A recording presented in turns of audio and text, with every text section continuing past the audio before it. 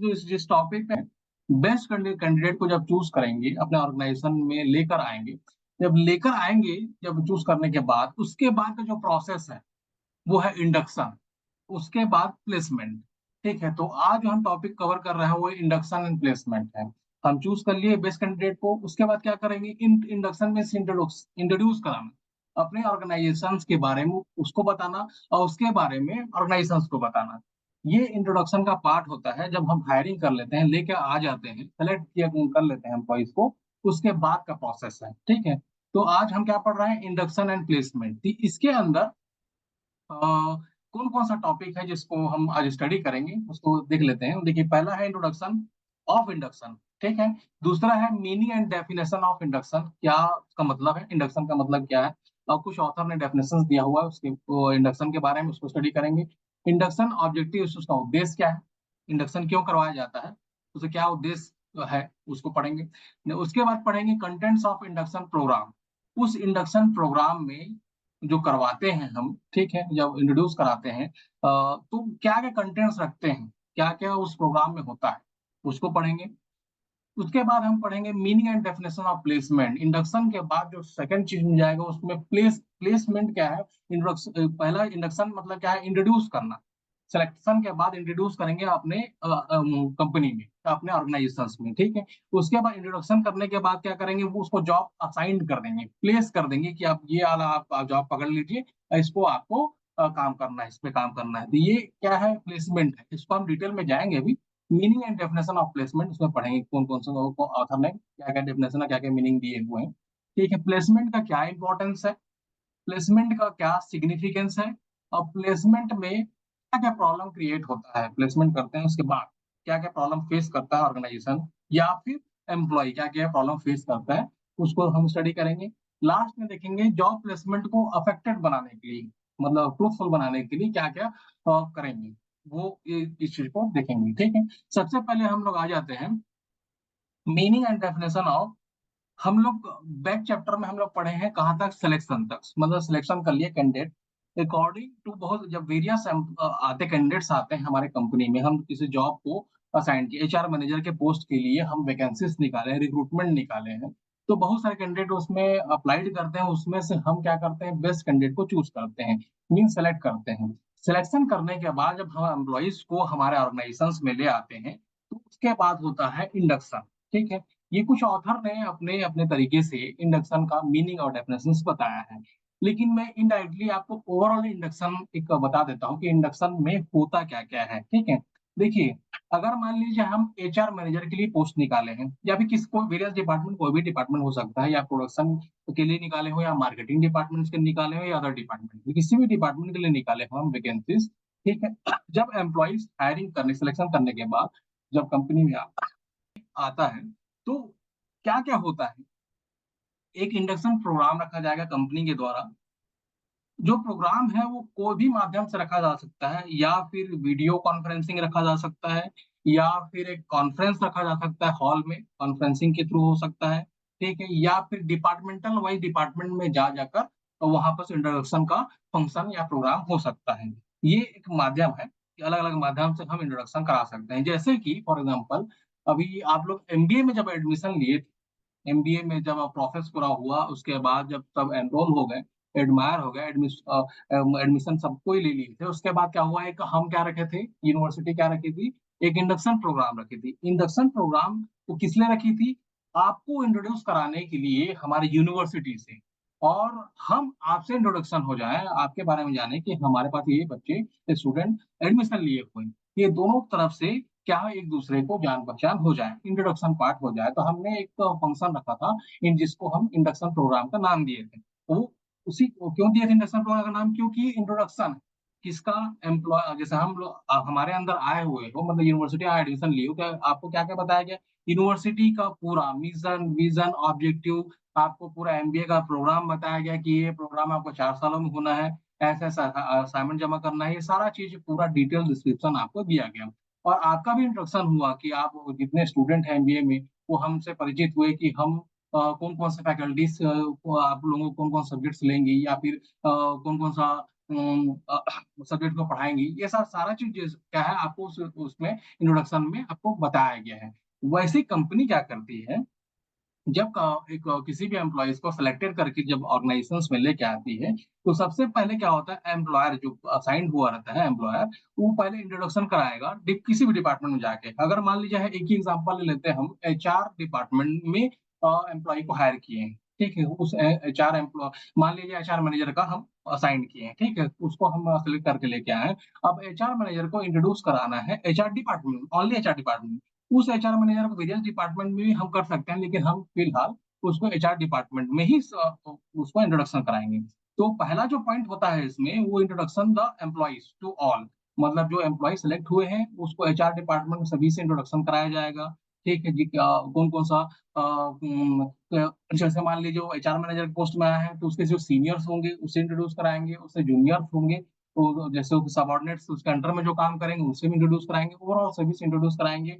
और किस पे काम होता है इसके बारे में बताएँगे। वो सारा चीज़ इंट्रोडक्शन पार्ट में होगा। तो सबसे जो पहला होगा, वो एम्प्लॉयी को इंट्रोड्यूस कराते हैं दूसरे एम्प्लॉयी से, जो कि वहाँ काम कार्यरत हैं। तो दूसरा क्या है, वहाँ के वर्किंग कल्चर, वर्किंग एनवायरनमेंट, ठीक है? कितना समय तक आपको काम करना होगा, ठीक है? वर्किंग आवर क्या रहेगा, 10:30 से 5:30 है कि 11 से 6 है? ये वहाँ का जो कल्चर रहेगा, वहाँ का जो वर्किंग एनवायरनमेंट रहेगा, वहाँ का वर्किंग आवर रहेगा, उसके हिसाब से डिसाइड होगा। उनको बताया जाएगा कि आपका वर्किंग आवर ये है, आपका टाइम ड्यूरेशन इतना है, आपका लंच टाइम ये होगा, आपको इतने से इतना काम करना है, ये सारी चीज़। वहाँ का वर्किंग का जितने भी रोल्स एंड रिस्पॉन्सिबिलिटी उस एचआर को निभाना होगा, मैनेजर को निभाना होगा, वो सारा चीज़ के बारे में बताया जाएगा।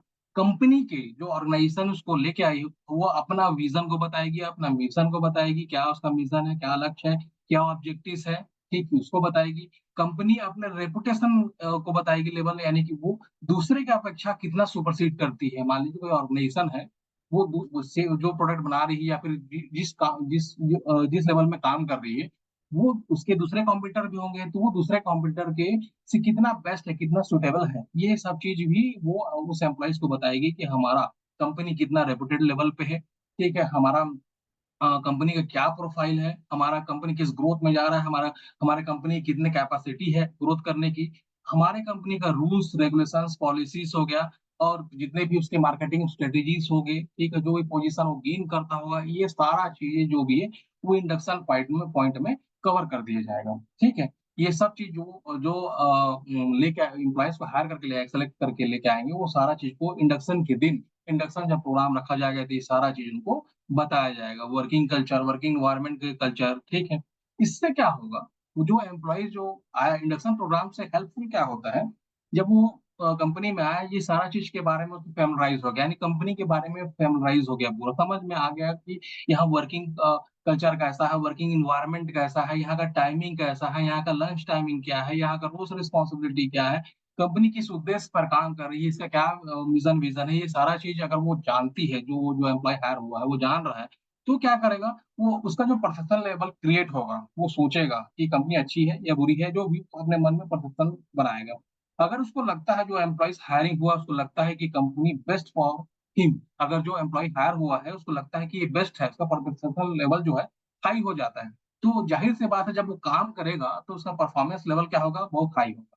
इसलिए इंट्रोडक्शन का पार्ट किया जाता है, इंडक्शन किया जाता है, ताकि वो अच्छी तरह से फ़ैमिलियराइज़ हो जाए, कंपनी के सारा चीज़ सिस्टम को समझ जाए और उसके ऑब्जेक्टिव, ऑर्गेनाइज़ेशन के ऑब्जेक्टिव के हिसाब से वो काम करे और ट्रूथफुल रहे, जो भी काम करे वो ट्रूथफुल रहे, ठीक है? और एक ऑर्गेनाइज़ेशन से अच्छा रिलेशनशिप मेंटेन हो जाए, इसलिए इंडक्शन प्रोग्राम किया जाता है। माध्यम कुछ भी हो सकता है, जैसे कि ये बताया, माध्यम हो सकता है, एक लेक्चर के माध्यम से, जैसे मैं आपसे मेरा इंट्रोडक्शन करना है, मैं एक लेक्चर दे दिया, मेरे कंपनी के बारे में बता दिया और आपको पूरा इंट्रोड्यूस करा दिया। एक हो सकता है लेक्चर के माध्यम से, दूसरा वीडियो कॉन्फ्रेंसिंग के ज़रिए हो सकता है, माध्यम हो सकता है, एक मीटिंग लेके कर सकते हैं और एक सेमिनार लेके कर सकते हैं। ये माध्यम है, इस माध्यम से उस इंट्रोडक्शन का प्रोग्राम को रखा जा सकता है। आपका प्रोग्राम कैसा रखा गया था, एमबीए जब एडमिशन लिए, तो आपको एक सेमिनार रखा गया था, मतलब एक हॉल में आपको सबको बुलाया गया था। उसके बाद हमारे ऑर्गेनाइजेशन यानी कि पंडित सुंदरलाल शर्मा के बारे में आपको डिटेल डिस्क्रिप्शन दिया गया था, बताया गया था, एमबीए प्रोग्राम के बारे में बताया गया था, क्या-क्या होगा। ठीक, ये इंट्रोडक्शन पार्ट है। देखिए, वैसे ही इन्होंने भी जितना अभी मैं आपको डिटेल्स इंडक्शंस के बारे में बताया हूँ, सेम चीज़ वो अकॉर्डिंग टू ऑथर डिफाइन किया गया है। जैसे एडविन फिलिपो जी ने क्या बताया है, induction is concern with introducing और orienting a new employees to the organisation. मतलब इंट्रोड्यूस करना, मतलब होता है जब न्यू एम्प्लॉयज, तो उसको एक ओरिएंटेशन प्रोग्राम रखना, इंडक्शन प्रोग्राम रखना, इंट्रोड्यूस कराना। ठीक है, अब किससे, ऑर्गेनाइजेशन से, तो एक प्रोग्राम है। It is a welcoming manner to make the brand new employee sense at home and generate in him a feeling of belonging to the business enterprise. मतलब ऐसा फील हो जाता है जब उसको इंडक्शन प्रोग्राम में सारा चीज बताया जाता है, ऑर्गेनाइजेशन से पूरा फैमिलाइज करवाया जाता है, तो वो जो एम्प्लॉइज है वो क्या करता है, एक घर की तरह बिहेव हो जाता है, फैमिलाइज हो जाता है, पूरी तरह से घुल मिल जाता है। जिससे क्या, बिजनेस से क्या होता है, एकदम घुल मिल जाता है और उसको अपनापन फीलिंग होता है। जैसे हम या आप लोगों से इतना अच्छा ट्रीट करते हैं, जितने भी एमबीए स्टूडेंट हो आप लोग, हम लोग इतना अच्छा ट्रीट करते हैं, तो जाहिर सी बात है हम एक दूसरे से घुले मिलेंगे, आपको भी अच्छा लगता होगा हमसे बात करने के लिए। ठीक है, तो इससे क्या होगा, एक जो स्ट्रेस का जो होता है वो दूर हो जाता है, और एक फीलिंग आ जाती है कि हम सर से पूछ सकते हैं, इजली वे में पूछ सकते हैं, सर डांटते नहीं है। ये समझ में आएगा ना, जैसे आपको मैं इंडक्शन प्रोग्राम बता दी, मैं अपने बारे में बता दिया, हमारे हेड जो पुष्कर सर है उनके बारे में इंट्रोडक्शन करा लिया, तो आपको एक जो डर रहता है अंदर से वो हट जाएगा, और वो क्या करेंगे, आप लोग क्या करेंगे, फिर डायरेक्टली सर से बात करेंगे या मुझसे बात करेंगे। ठीक है, तो ये जो सिस्टम है आपको इंट्रोडक्शन करने से, आपको क्या होगा, एक फीलिंग आता है आपको बिलोंगिंगनेस का। ठीक है, जिससे क्या होगा, जब आप उस जॉब में जब जहाँ काम करेंगे, तो वहां पर क्या होगा, अच्छी तरीके से काम कर पाएंगे। ठीक है, ये एडविन फिलिपो जी ने कहा है। ठीक, उसी चीज को, उसी इंडक्शन प्रोग्राम को, इंडक्शन क्या होता है उसको माइकल आर्मस्ट्रांग जी ने बताया अपने तरीके से। Induction is the process of receiving end welcoming the employees. मतलब जो एम्प्लॉइज आता है, एंटर होता है ऑर्गेनाइजेशन के अंदर, वो जो आते हैं उसको रिसीव करना और वेलकम करना, आइए सर हमारे ऑर्गेनाइजेशन में आपका स्वागत है। ठीक है, ये माइकल आर्मस्ट्रांग जी ने बताया है। When he first joined a company and giving him the basic information, he need to settle down quickly and happily and start work. वो किस लिए किया जाता है इंडक्शन प्रोग्राम, उसको क्यों वेलकमिंग किया जाता है, क्यों इंफॉर्मेशन दी जाता है, ताकि वो अच्छे तरीके से कंपनी के बारे में समझ जाए, सेटल डाउन हो जाए, और हैप्पीली स्टार्ट अपने काम को, जो हम काम उसको असाइन करेंगे। असाइन कब करेंगे, आप अभी इंडक्शन के बाद असाइन करेंगे ना, जब प्लेसमेंट में पढ़ेंगे, तब उसको असाइन करेंगे, भैया तुम्हारा ये जॉब है, कीजिए इस काम को। ठीक है, तो ये जो इंडक्शन प्रोग्राम होता है ना, इससे वो इजिली फेमराइज होके सेटल डाउन बढ़िया से हो जाता है, उसके बाद वो हैप्पीली अपने काम को निष्पादन करता है। ये किसने कहा, माइकल आर्मस्ट्रांग ने कहा। नेक्स्ट, डेल योडर ने भी इंडक्शन को अपने तरीके से बताया है। Induction is the process through which the new entrant are rehabilitation into the change surrounding and introducing the practice, policies, purpose and people etc. of the organization।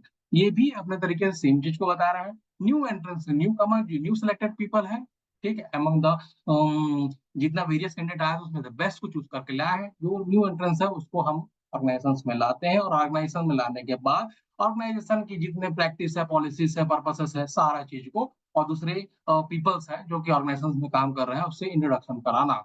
ठीक है, ताकि वो अच्छी तरीके से उस ऑर्गेनाइजेशन के इंटरनल एनवायरनमेंट को समझ जाए और अपना काम को अच्छे तरीके से निष्पादन करें। ये है इंडक्शन। ठीक है, meaning and definition of induction by three author. ठीक है, अब आगे चलते हैं। इतना सब ऑब्जेक्टिव्स ऑफ इंडक्शन, इंडक्शन करने का उद्देश्य क्या है। इंडक्शन करने का इतने सारे उद्देश्य है जो पॉइंट्स दिए हुए हैं। बेस्ट उद्देश्य तो आपको पहले से क्लियरिफाई किया हूँ, कि जो जॉब करने के लिए जो एम्प्लॉयज को हायर करते हैं, लेके आ रहते हैं, उस एम्प्लॉयज को फेमराइज कराना। ठीक है, अपने कंपनी के बारे में पूरा बताना, ताकि अच्छे से सेटल डाउन हो जाए। ठीक है, उनको इन्वायरमेंट अच्छा मिले, ताकि वो जो काम उसको असाइन करेंगे उसको अच्छे तरीके से वो पूर्ण करें। ठीक, ये है। तो क्या क्या उसमें और ऑब्जेक्टिव्स हो सकते हैं, वो डिफाइन किया गया हुआ है। पहला है warm welcome and oscillation. Means इसमें पहला उद्देश्य क्या है इंडक्शन प्रोग्राम का, इंडक्शन प्रोग्राम का पहला उद्देश्य है कि हम वेलकम करना, उसको उसको हम वेलकम करते हैं, जो भी असाइन किए रहते हैं, जो भी एम्प्लॉइज को लेके हायर करके लेके आ रहते हैं, उसको पहला काम क्या होता है हमारा, वेलकम करना, उसको स्वागत करना, आइए हमारे कंपनी में आइए, वेलकम है आपका।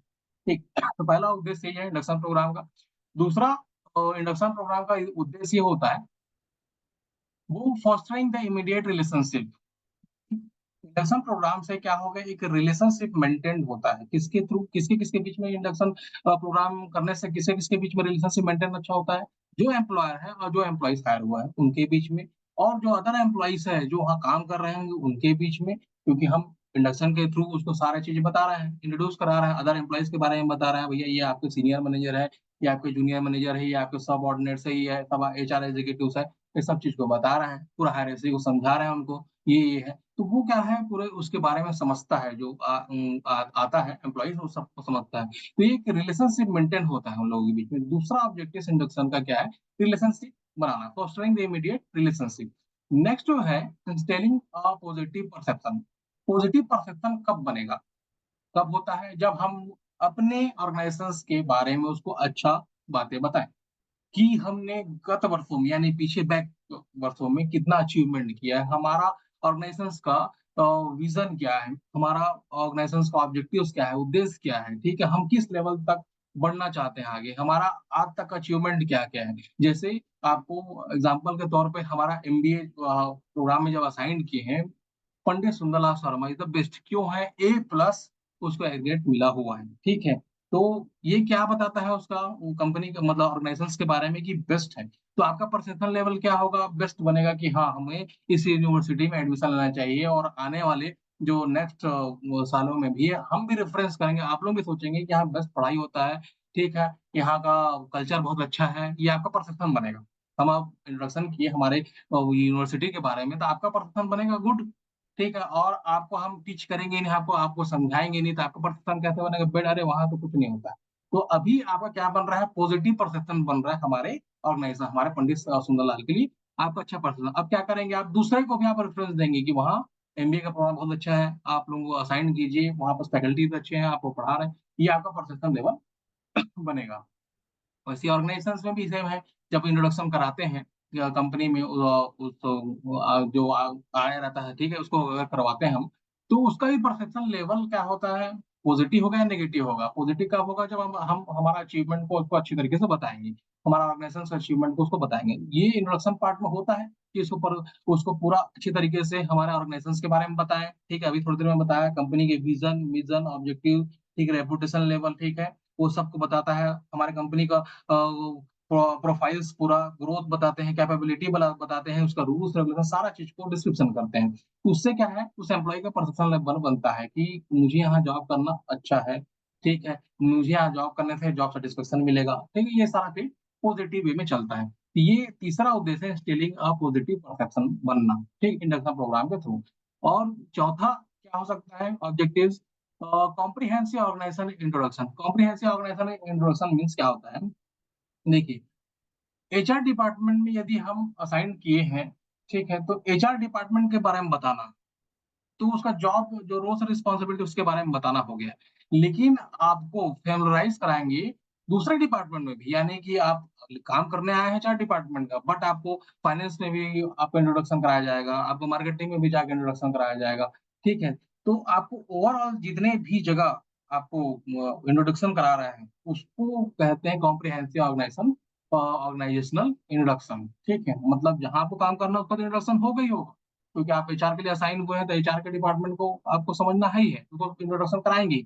बट आप दूसरे डिपार्टमेंट के भी को भी फेमराइज कराएंगे, ताकि आपको कभी जरूरत पड़ गया, ठीक है, दूसरे डिपार्टमेंट का, तो आप उसके जाके कन्वर्सेशन करके अपना काम करवा सकते हैं। इसलिए तो उसका जो उद्देश्य ये है इंडक्शन में कि दूसरे भी ऑर्गेनाइजेशन का, जैसे हम MBA के बारे में आपको बताएं, लेकिन दूसरे डिपार्टमेंट के बारे में नहीं बताया कि दूसरे क्या क्या यहाँ पर चलती है क्लासेस, वो कौन कौन सा और कोर्सेस है, उसके बारे में हम नहीं बताएं, ठीक है। लेकिन ऑर्गेनाइजेशंस क्या है, तो कुछ ऑर्गेनाइजेशंस बताती हैं, कुछ ऑर्गेनाइजेशन नहीं बताती, केवल उसका जो रोल्स और रिस्पॉन्सिबिलिटी है निभाना है उसको HR मैनेजर को उतना ही बताएगी।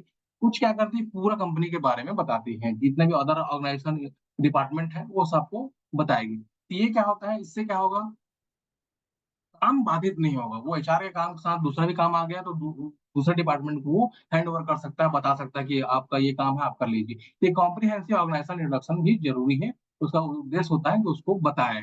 नेक्स्ट जो है ऑब्जेक्टिव, क्लियरिफाइंग रोल्स एंड एक्सपेक्टेशन। देखिए, जब हम किसी एम्प्लॉयज को लेके आते हैं, तो हमारा उस ऑर्गेनाइजेशन से क्या होता है, एक्सपेक्ट होता है कि हमें वो ये काम करके देगा, और हमारा जो कैपेसिटी है प्रेजेंट में उसको बढ़ा के, ठीक है। तो उसके हिसाब से उसको रोल्स एंड रिस्पॉन्सिबिलिटी दिया जाता है, क्लियरिफाई किया जाता है उसको, ठीक है। कि आपका ये काम करना है भैया, देख लो, और जो हमारा एक्सपेक्टेशन है उसमें खरा उतरना है आप। ठीक है, तभी तो हम आपको बना के रखे रहेंगे हमारे कंपनी में, अदरवाइज क्या मतलब है।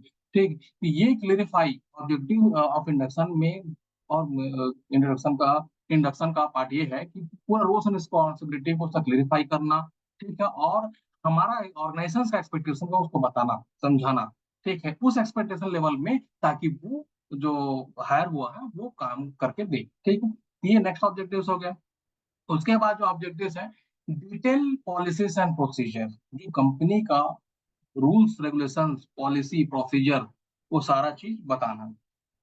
ये सारा चीज को डिफाइन करना। कंपनी की पॉलिसी, अलग अलग कंपनी के अलग अलग पॉलिसीज होंगे, उसके मेथड्स अलग होंगे, प्रोसीजर चलने का तरीका होंगे, ठीक, अलग अलग होंगे, सबके सब ऑर्गेनाइजेशन के अलग अलग होंगे।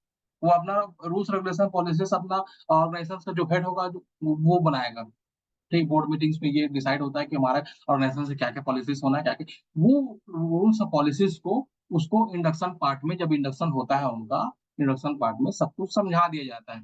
इसके विपरीत आपको नहीं चलना है। इसके विपरीत चलोगे तो आपको आउट कर दिया जाएगा, क्योंकि हमारे कंपनी का जो पॉलिसीज है उसी पॉलिसी, दूसरे कंपनी क्या पॉलिसीज उससे हमको लेना देना नहीं। लेकिन हमारे कंपनी का जो पॉलिसीज है, जो प्रोसीजर है, जिस मेथड्स में हम चलेंगे, जो हमारा रेगुलेशन है, जिस लॉ पे हम काम करते हैं, उसके अकॉर्डिंगली आपको चलना हो। ठीक है, तो ये डिटेल पॉलिसीज एंड प्रोसीजर को बताना इंडक्शन प्रोग्राम में। Next, encouraging continuous learning.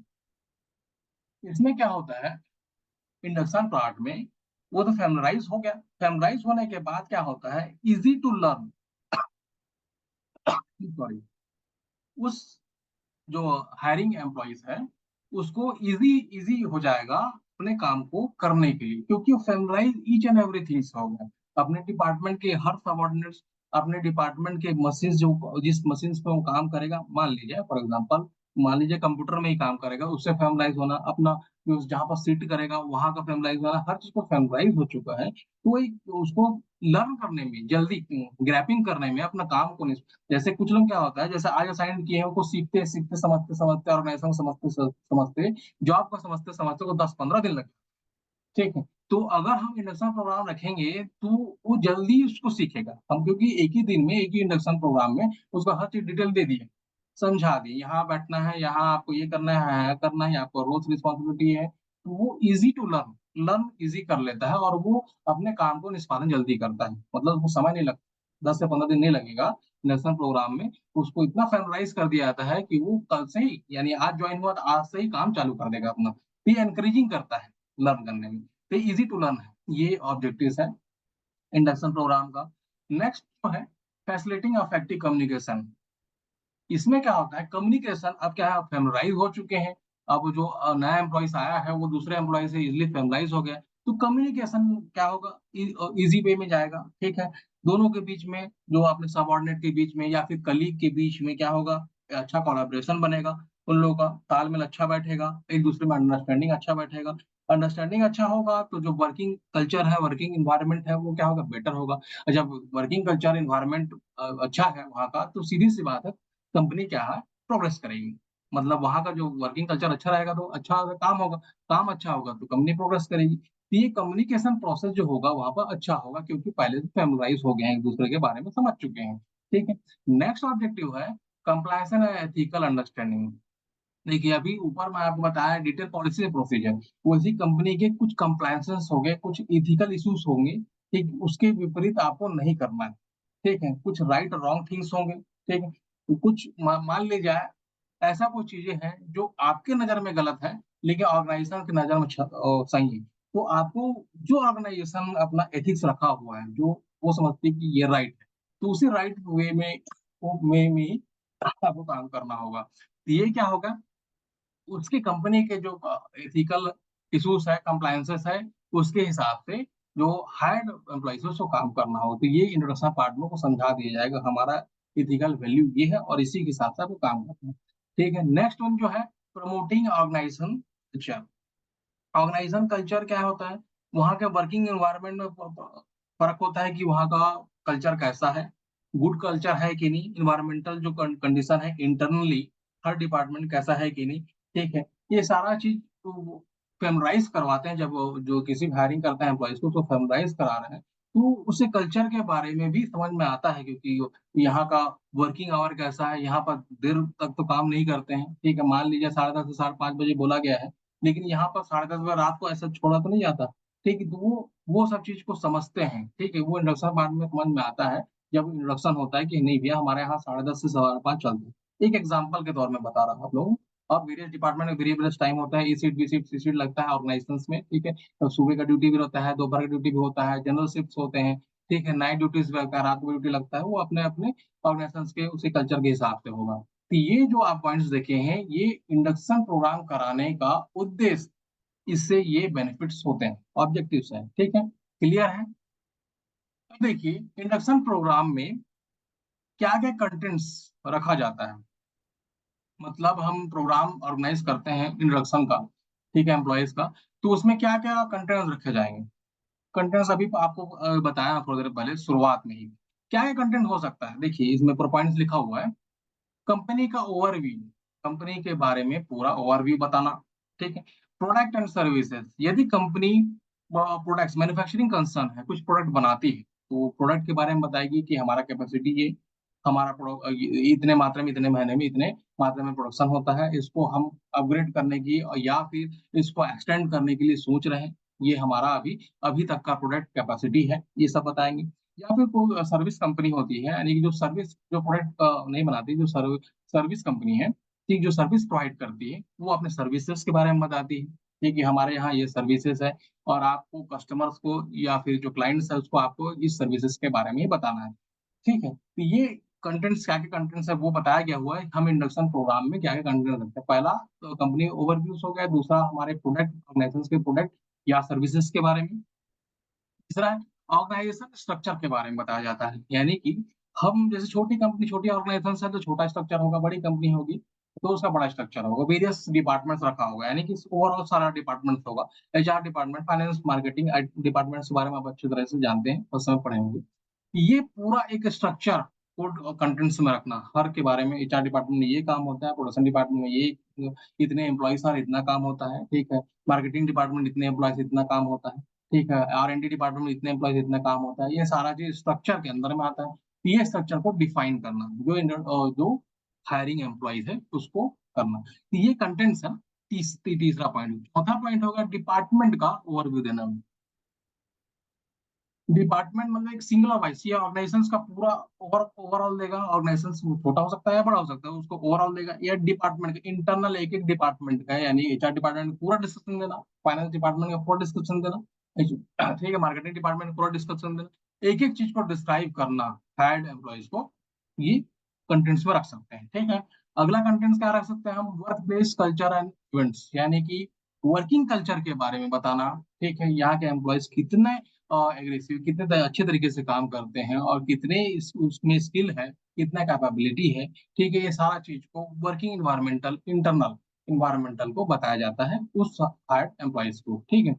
और क्या हो सकता है कंटेंट्स में, पर्सनल पॉलिसीज, पर्सनल पॉलिसीज में और एचआर के पॉलिसीज, एचआर के जो पॉलिसीज होते हैं कि आप असाइन किए हो, आपका वर्किंग आवर ये हो सकता है, आपका लंच टाइम ये होगा, ठीक है। आपको साल में इतने छुट्टी मिलेंगे, आपको इतने बेनिफिट्स मिलेंगे, ठीक है। आपको पीएफ कटेगा, आपका ईएसआईसी होगा, ठीक है। आपको बोनस इस समय इतना मिलेगा, इतने परसेंटेज में मिलेगा, आपको मेडिकल फैसिलिटी मिलेगा, आपको हाउसिंग फैसिलिटीज मिलेगा। ये सारा पॉलिसीज को पर्सनल पॉलिसीज में आता है, ये पॉलिसीज को आपको बताया जाए, ये कंटेंट्स में रखा जाता है, ठीक है। Standard operating, sorry, standard operating procedure, SOP, SOP, इसमें एम्प्लॉयज के रोल्स और डिपार्टमेंट, वेरियस डिपार्टमेंट के टास्क के बारे में बताया जाता है। एसओपी में, स्टैंडर्ड ऑपरेटिंग प्रोसीजर में, एम्प्लॉयज के रोल्स, मान लीजिए जो एम्प्लॉयज हम एचआर के लिए हायर किए हैं, तो उस एचआर के लिए क्या रोल्स होंगे, ठीक है, उसको उसके बारे में। जिस डिपार्टमेंट काम, अगर हम फाइनेंस डिपार्टमेंट के हायर करके लेके आए, तो फाइनेंस डिपार्टमेंट के में वो किस पोस्ट में है और क्या क्या काम करेगा, उसका रोल्स क्या है, और उस डिपार्टमेंट के बारे में, उसके टास्क जो वो परफॉर्म करने जा रहा है, जो जॉब को करेगा, ठीक है, उसके बारे में पूरा समझाना, उस कंटेंट्स में रखना, ये SOP, standard operating procedure. Next जो है इसमें लीगल एंड कंप्लायंस एक्सपेक्ट, अभी थोड़ी देर पहले बताया, लीगल अपने जितने भी लॉस है, ठीक है, जितना भी कंप्लायंसेस हो गए, उस चीजों के बारे में बताना ऑर्गेनाइजेशन। उसके बाद उसके टर्म्स ऑफ सर्विस की कंडीशन में उसमें क्या-क्या आते हैं, उसको उसमें बताना। फिर उसके बाद ग्रीवेंस रिड्रेसल मैकेनिज्म, मतलब कुछ शिकायतें जो होती हैं, जो शिकायतें का उसका क्या-क्या प्रोसीजर, उस ऑर्गेनाइजेशन का क्या-क्या प्रोसीजर है, उसको कंटेंट्स में रखना और हायरिंग कैंडिडेट्स को बताना।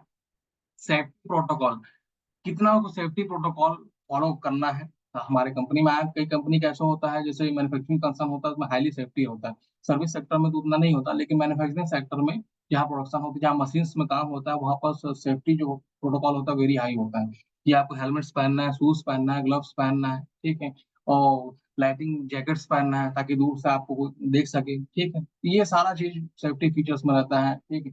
और 20-30 के ऊपर में आपको गाड़ी नहीं चलाना है विद इन द ऑर्गेनाइजेशन के अंदर में, ठीक है। ये सारा सेफ्टी प्रोटोकॉल्स उसको बताया जाएगा, कंटेंट्स में रखा जाता है, ठीक है। नेक्स्ट है एम्प्लॉय के बेनिफिट्स। बेनिफिट्स मीन्स क्या होगा, बेनिफिट बहुत सारे बेनिफिट्स उसको मिल सकता है, उसके बारे में बताना।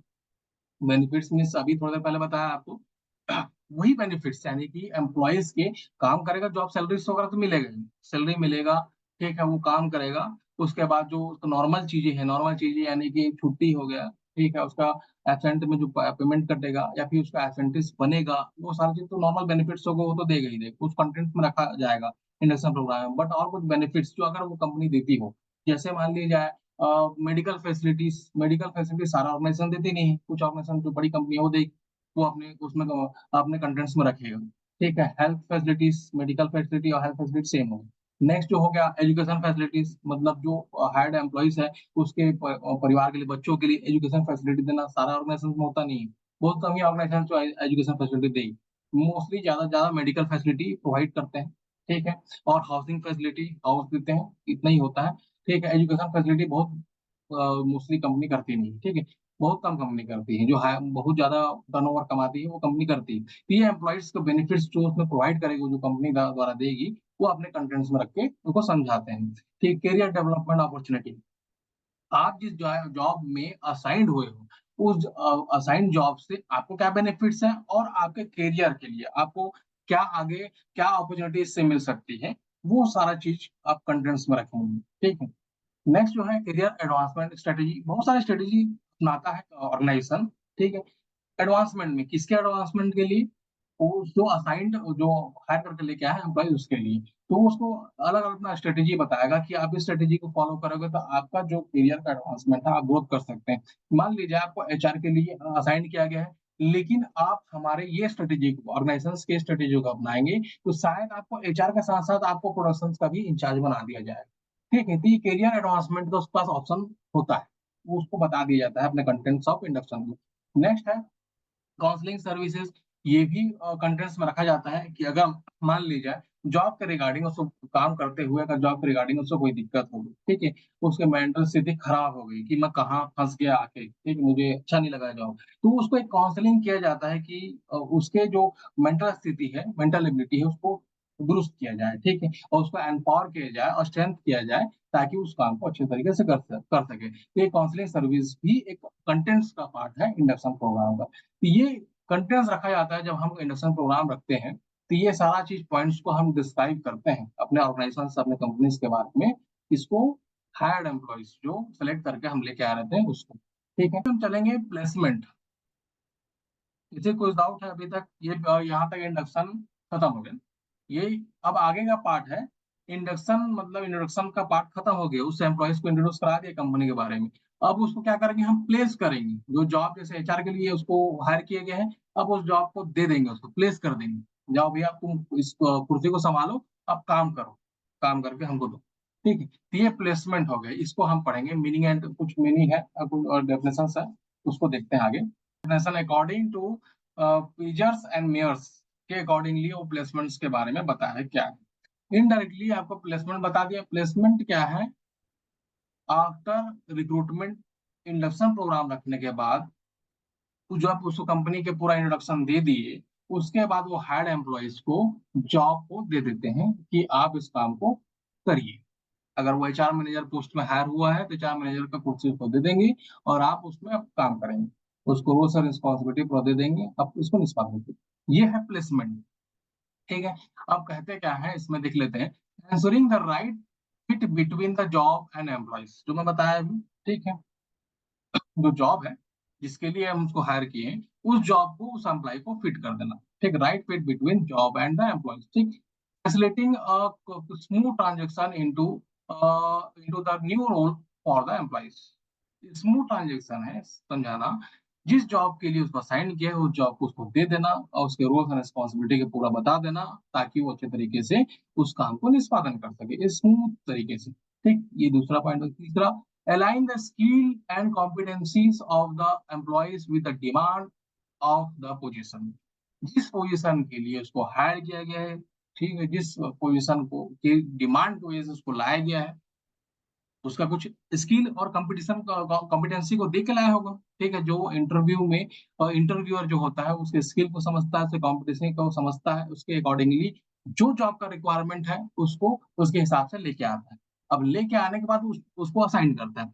असाइन करने के बाद मान लीजिए उस एचआर मैनेजर को जिसको असाइन करके लेके आए हैं उसका स्किल उस एचआर मैनेजर के पोस्ट के लिए तो है ही काम करने के लिए, ठीक है, बट उसका स्किल और कुछ चीजें स्किल है उसके अंदर में करने के लिए, मान ली जाए उसको टेली का ज्ञान है, for example work with Tally, ठीक है। अगर टेली का उसको ज्ञान है तो उसको सॉफ्टवेयर पकड़ा देंगे टेली का, आप अलाइन कीजिए क्योंकि आपके अंदर वो स्किल है, आप उस काम कीजिए, ठीक। तो ये aligning the skill and competency according to employees, employees के जो हायर किए रहेंगे, जो उसको जॉब प्रदान किए हैं, अब उसको टेबल में बैठा दिए हैं जॉब करने के लिए, तो उसकी स्किल के हिसाब से उसको काम दे दिए, ठीक, अलाइन कर देंगे, ठीक। ये है प्लेसमेंट।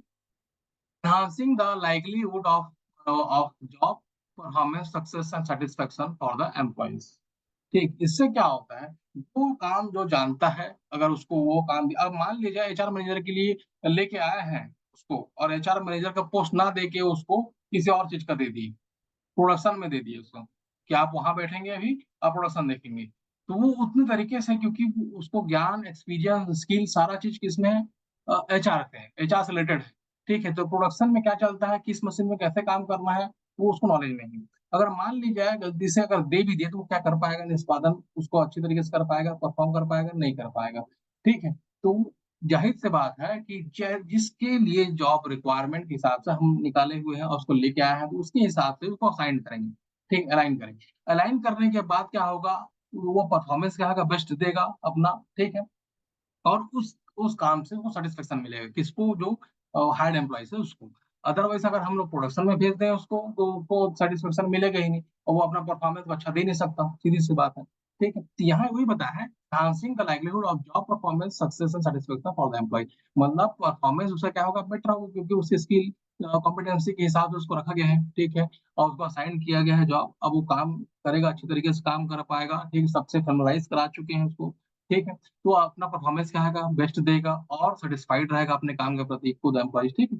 तो ये सारा चीजें क्या हो गया, प्लेसमेंट का पार्ट, ठीक है। प्लेसमेंट मीन्स उसको अब जॉब को प्लेस कर दिए, वो अपने अपने तरीके से पॉइंट्स में बताया गया। वैसे according to Pigors and Myers ने बताया है, placement is the determination of job to which accept candidate is to be assign. इसमें कैंडिडेट को एक्सेप्ट कर लिए इंडक्शन प्रोग्राम के बाद, अब उसको असाइन करेंगे जॉब जिसमें हमको काम करवाना है हमको, ठीक है, and his assessment to that job, ठीक, उसको असाइनमेंट कर देंगे, असाइन कर देंगे उसको उस जो जॉब के लिए लाया गया है आफ्टर इंडक्शन, ठीक। It is the matching of what the supervisor have reason to think he can do with what the job demands offers in the way of pay, working condition, future opportunity, etc. What the kind of career the worker is seeking। चीज बताया है, कहने का मतलब उसको जब induction programme में सब कुछ फैमिलाइज कर दिए हैं, अब वो अच्छी तरीके से समझ चुका है, उसको जॉब असाइन कर दिए हैं, प्लेस कर दिए हैं, अब वो काम को अच्छे तरीके से अपने निष्पादन करेगा, ठीक है, वर्किंग कंडीशन समझ चुका है, तो वो अपने सबॉर्डिनेट्स को अच्छे तरीके से काम करवाएगा, ठीक है।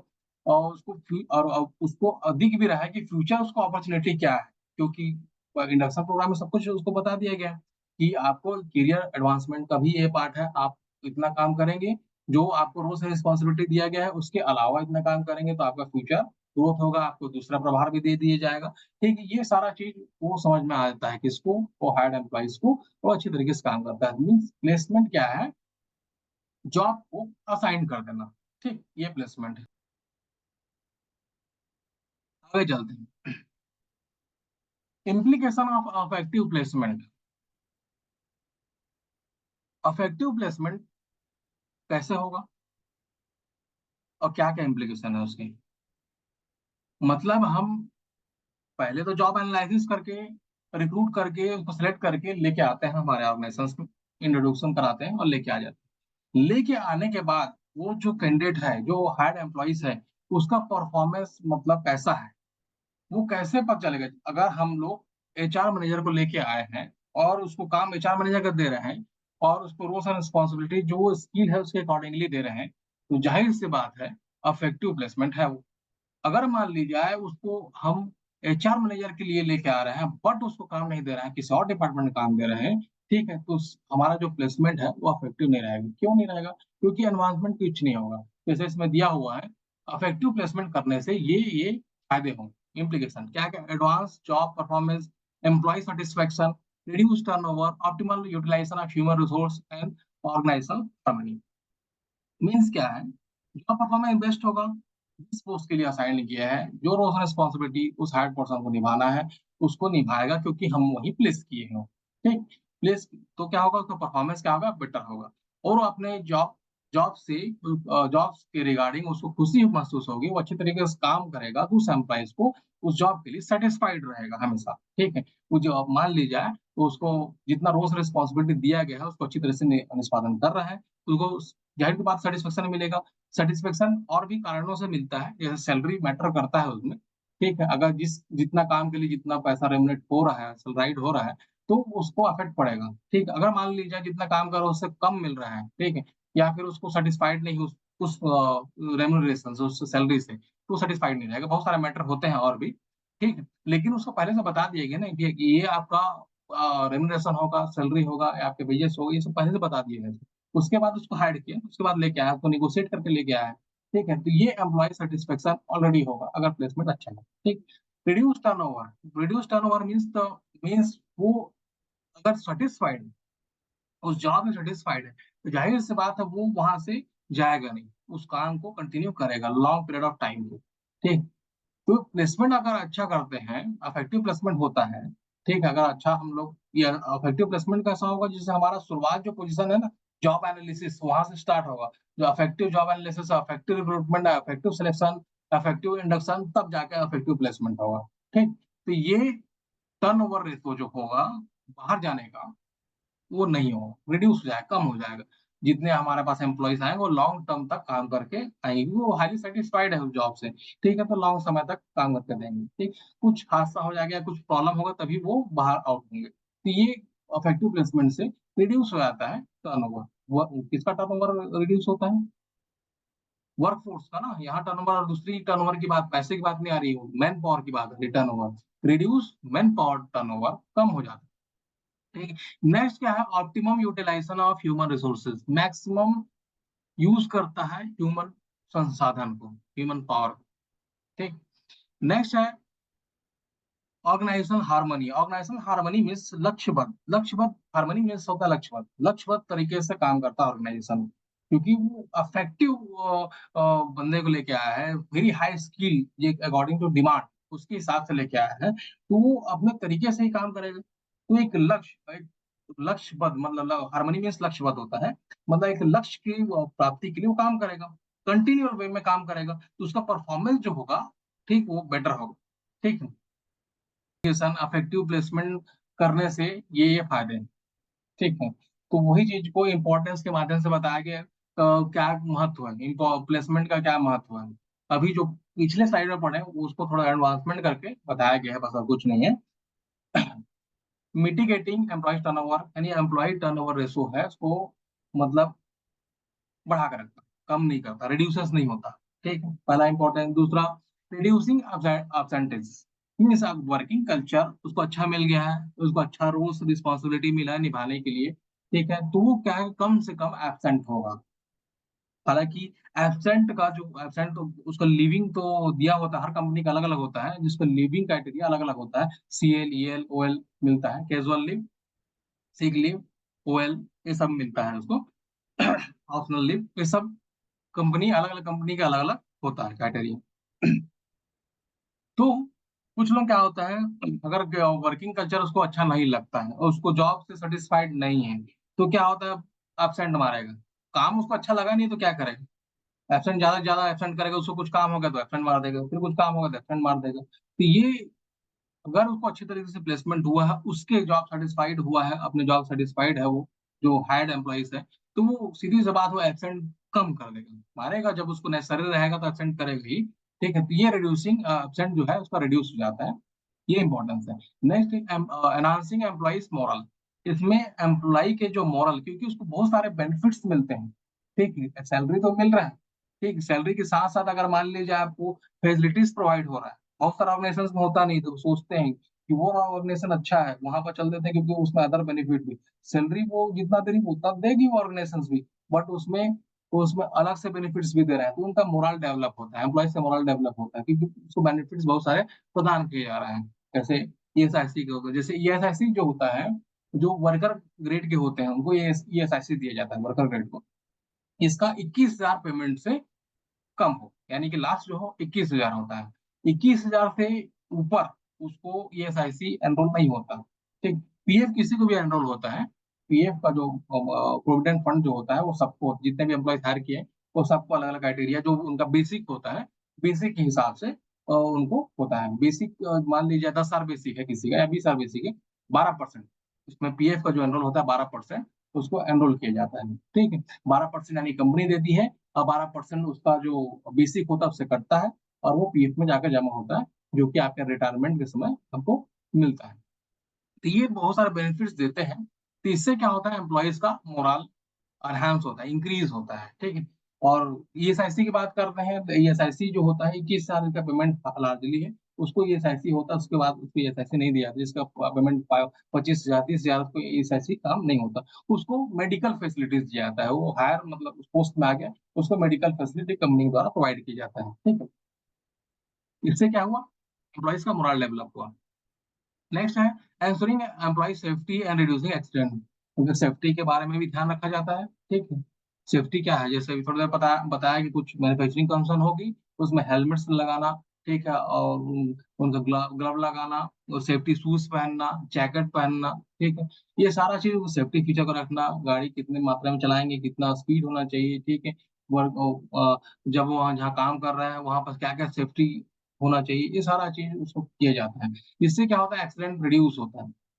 ये अब अब मान लीजिए किसी भी प्रोडक्शन मैनेजर को हम असाइन किया, प्रोडक्शन मैनेजर काम कर रहे हैं, तो उसको सेफ्टी के बारे में बता दिया गया है इंडक्शन पार्ट में, तो सीधी सी बात है वो अच्छी तरीके से अपने काम को निष्पादन करेगा और एक्सीडेंट रिड्यूस कर देगा। लेकिन उसी समय अगर वो प्रोडक्शन मैनेजर नहीं है और एचआर मैनेजर को लेके आ गए, जाओ भैया तुम देखो वहाँ के एम्प्लॉइज को हैंडल करो जाकर, तो वो शायद थोड़ा सा ना कर पाए क्योंकि वहां से फैमिलाइज नहीं है वो चीजों को, वहाँ के सेफ्टी फीचर्स को नहीं जान रहा है, ठीक? वहाँ के मशीन्स कैसे ऑपरेट करते हैं वो नहीं जान रहा है, पर एम्प्लॉइज को हैंडल कर सकता है क्योंकि एचआर एचआर में वो हैंडल कर रहा है तो कर सकता है, लेकिन वो ज्यादा मात्रा में नहीं कर सकता, जो प्रोडक्शन मैनेजर एट प्रेजेंट में रहकर काम कर सकता है वो एचआर मैनेजर नहीं कर सकता। तो ये इसमें क्या होता है, जिसमें जैसा प्लेस किया जाता है, जिसको जैसा स्किल है उसके हिसाब से प्लेस करते हैं, और प्लेस करने के हिसाब से उसका जो सेफ्टी है और रिड्यूसिंग एक्सीडेंटल कहानी है वो कम रिड्यूस हो जाएगा।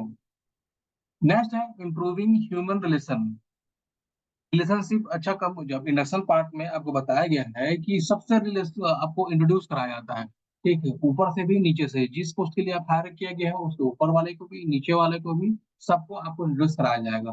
तो उससे क्या होगा, रिलेशनशिप मेंटेन होता है।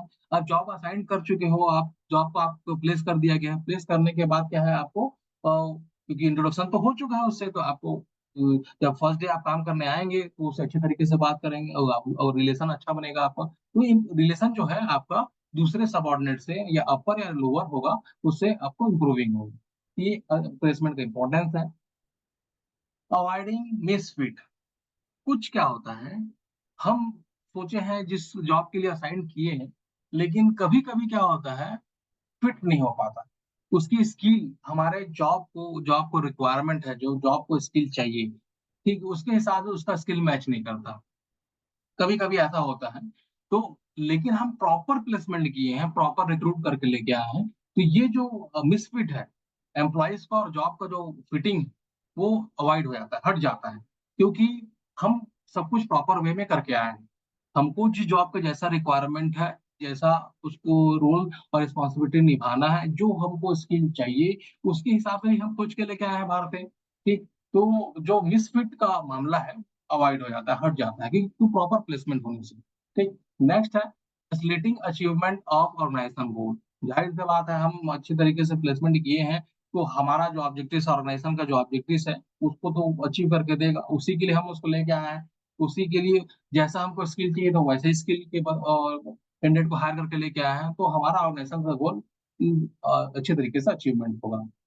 बूस्टिंग प्रोडक्टिविटी, प्रोडक्टिविटी बढ़ेगा, ठीक है? प्रोडक्टिविटी ऑर्गेनाइजेशंस का ज़्यादा मात्रा में अचीव होगा, ठीक है? Next quality of work improve होगा, मतलब जो वर्क कंडीशन वर्किंग कल्चर चल रहा है, जिस क्वालिटी के प्रोडक्ट निकाल रहे हैं, आखिर जिस क्वालिटी से वर्क चल रहा है इंटरनली, ठीक है? मान लीजिए एक एचआर मैनेजर है और 10 एम्प्लॉइज़ है, उसके नीचे सबऑर्डिनेट काम कर रहे हैं, ठीक है? अब एचआर मैनेजर को चेंज कर दिए हैं, क्योंकि अभी नया रिक्रूट करके लेके आए हैं। अब दूसरा सबऑर्डिनेट है, इसके अंदर अगर एचआर मैनेजर के अंदर स्किल अच्छा है, ठीक है? उसको वो दूसरे एम्प्लॉइज़ को मोटिवेट करने का, हम वैसे सोच के लेके आए हैं। उसको ऐसे सोच के लेके आया है, उसके अंदर स्किल है, सारा मोटिवेशनल स्किल है। तो वो क्या करेगा, अपने दूसरे एम्प्लॉइज़ को मोटिवेटेड करेगा और काम करने के लिए। आज इससे मोटिवेटेड करेगा तो क्या होगा, क्वालिटी ऑफ वर्क बढ़ेगा, ठीक है? प्रोडक्टिविटी बढ़ेगा, ये सारा चीज़ होगा।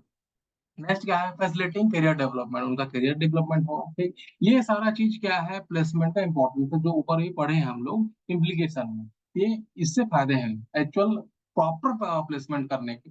कब होता है, जब अगर हमारा हमारा शुरुआत जो प्रोसेस है वो सही होगा, तब प्रॉपर प्लेसमेंट होगा। शुरुआत प्रोसेस है वो गलत है, तो प्लेसमेंट भी गलत होगा। हम जॉब एनालिसिस स्टार्ट किए हैं, अगर वो सही नहीं है, तो एट द एंड जो आपका एंड प्लेसमेंट हो रहा है, वो भी गलत हो जाएगा, ठीक? जो जैसा रिक्वायरमेंट है, जो आपको उसके अकॉर्डिंगली हम हायर करके नहीं लेके आए हैं, तो आपको एंड प्रोडक्ट जो है, वो गलत ही मिलेगा और आपका जो ऑब्जेक्टिव्स है, पूरा नहीं होगा। तो प्रॉपर प्लेसमेंट के लिए प्रॉपर कहाँ से चालू होगा? प्रॉपर रिक्रूटमेंट से, प्रॉपर सिलेक्शन से, हाँ, ठीक? प्रॉपर इंडक्शन से, फिर प्रॉपर प्लेसमेंट होगा और तब क्या है, क्वालिटी ऑफ वर्क, ठीक है? ऑब्जेक्टिव्स ऑफ ऑर्गेनाइजेशन क्या होगा, वेल होगा और वो अचीव कर पाएगा, ठीक है? प्रोडक्टिविटी इंक्रीज हो जाएगा, बहुत सारे प्रोसेस जो लिखे हैं पॉइंट, वो सारे चीज होंगे। ये है प्लेसमेंट का इंपॉर्टेंस। प्लेसमेंट सिग्निफिकेंस भी, मतलब इंपॉर्टेंस और सिग्निफिकेंस है कि ये विशेष विशेष क्यों इंपॉर्टेंस है, ये सब चीजों के लिए इंपॉर्टेंस, जो कि आपको पहले ही बताया, अभी इंपॉर्टेंस की वही चीज सिग्निफिकेंस है। क्या क्या है, एक बार गो थ्रू कर लेते हैं जल्दी से, ठीक है? वर्किंग मोरल, वर्कर के मोरल्स को बढ़ाना, एम्प्लॉइज के टर्नओवर को बढ़ाना, घटाना नहीं, ठीक है? रिडक्शन एक्सीडेंट को, और जो एक्सीडेंट का होता है या फिर और कुछ कॉन्फ्लिक्ट्स हो रहा है एम्प्लॉइज के बीच में, उसको रिड्यूस करना, कम करना, ठीक है? जॉब के प्रिवेंशन और कैंडिडेट जो मिसमैच होता है, ठीक है? जो कैंडिडेट सुटेबल है, उस कैंडिडेट को हायर करके लेके आए, तो उस ये प्लेसमेंट से सिग्निफिकेंस है, अच्छा अच्छा होता है। Alignment with the organization objective, objective जो ऑर्गेनाइजेशन का ऑब्जेक्टिव है, उसकी उसके हिसाब से हम स्किल को लेके आए हैं, स्किल कैंडिडेट को लेके आए हैं, तो जाहिर सी बात है ऑर्गेनाइजेशन का ऑब्जेक्टिव को पूरा करता है। Define position and roles and responsibility में, इसमें कैंडिडेट्स के पूरा रोल्स और रिस्पांसिबिलिटी को डिफाइन किया जाता है, ये इंपॉर्टेंट है जी। अनएक्सपेक्टेड स्टाफ शॉर्टेज, कभी-कभी स्टाफ शॉर्टेज हो जाता है, वो अवॉइड हो जाता है। कैसे? एक्चुअल प्रॉपर प्लेसमेंट करते हैं, तो क्योंकि जॉब सैटिस्फैक्शन मिल रहा है, ठीक है? उसके हिसाब से वो लॉन्ग टर्म तक काम करेगा, तो जो शॉर्टेज है वो नहीं होगा और वो काम निष्पादन होगा। एनहांस प्रोडक्टिविटी, प्रोडक्टिविटी इंक्रीज होगा, ठीक है? पॉजिटिव वर्क एनवायरनमेंट अच्छा होगा, ठीक है? Building a strong employee brand, मतलब एम्प्लॉयर्स के बीच में, ठीक है, उनका रिलेशनशिप जो होगा, स्ट्रॉन्ग बॉन्डिंग। ये जो प्रॉब्लम्स इन प्लेसमेंट में आ जाते हैं। ये देखिए, इसमें फर्स्ट पॉइंट में कह रहे हैं discrepancy discrepancy in employees expectation, मतलब इसका कहना, मतलब पहला पॉइंट का कहने का मतलब ये है कि एम्प्लॉय के एक्सपेक्ट को हम रखते हैं कि ये रोल्स एंड रिस्पॉन्सिबिलिटी निभाना है और हमारा ये ऑब्जेक्टिव्स को पूरा करना है, ये ऑर्गेनाइजेशन अपना एक्सपेक्ट रखती है। बट जरूरी नहीं है हम उस स्किल के, हम उस एक्सपर्टीज को लेके आए हैं, पर कभी कभी क्या होता है, जो हमारा ऑर्गेनाइजेशन का एक्सपेक्टेशन है, वो फुलफिल नहीं करता है। डिस्क्रिपेंसी इन एम्प्लॉइज एक्सपेक्टेंसी में हो जाता है, जो हमको जरूरत था, हम उसके हिसाब से लेके आए हैं, बट वो एम्प्लॉय वैसा नहीं निकला।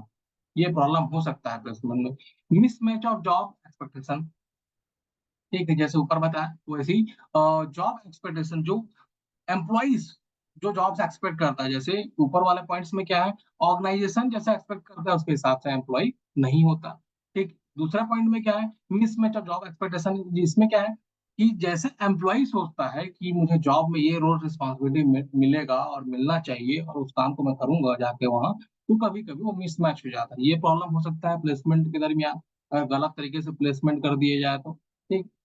नहीं, ऑर्गेनाइजेशन स्ट्रक्चर कभी-कभी जिस ऑर्गेनाइजेशन स्ट्रक्चर का हम ज़िक्र किया गया है अपने इंडक्शन प्रोग्राम में, लेकिन वो उसका स्ट्रक्चर बढ़ गया, इंक्रीज़ हो गया, ठीक है? या और अलग उसको एक्सपैंड कर दिया गया।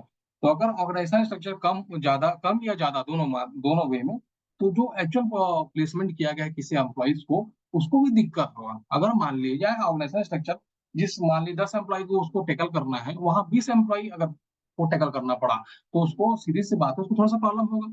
उस हायर एम्प्लॉइज़ को प्रॉब्लम होगा क्योंकि वो जिस रोल्स और रिस्पॉन्सिबिलिटी में वो आया है कि आपको 10 एम्प्लॉइज़ को हैंडल करना है।